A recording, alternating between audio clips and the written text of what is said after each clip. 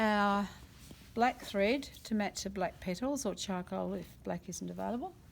And we're going to just drop that in our cup with the glue. Take the lid off the glue. Whoopsie toopsie, there goes one of our petals. And we've got our small, medium and large petals.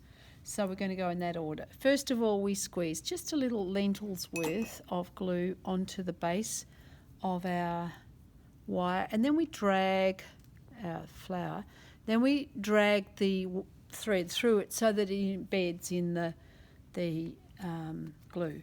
And we put the first petal so that the little triangle goes to the base of the stamens, and then we wrap that thread quite firmly just above the wire. So we don't want to see the wire inside the flower. So we go just above the wire and we just go around a couple of times.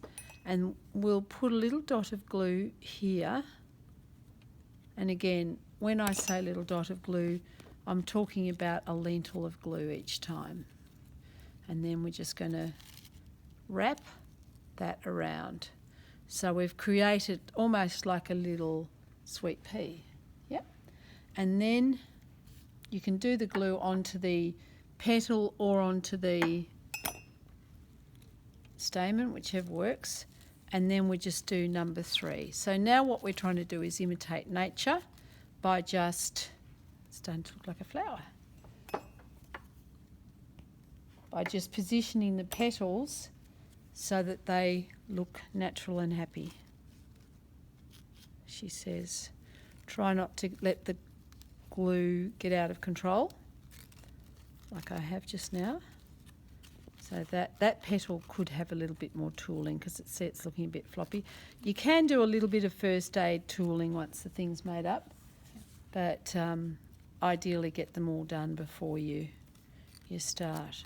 So this is my half dozen. This is the first small petals. And I've got my last one coming up. So I'll just plonk that in there. So around about now, I want to keep the thread about the same height all the way along. Around about now, I can bust the thread off or cut it off. Because what we're going to do from here on in, these are our mediums, is we're going to just cut a little bit off the tip here. Thank you, Cara.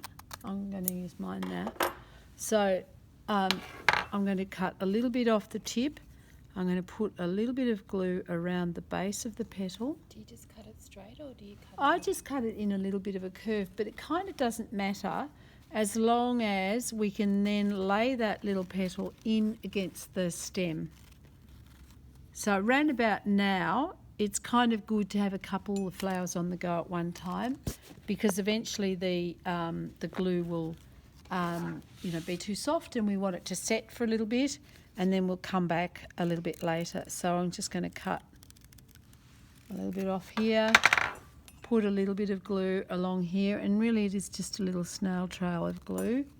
And then I'm going to overlap that and pop that there. So already we're starting to get something that resembles a flower. Mm-hmm. I'll stop now and you can, thank you.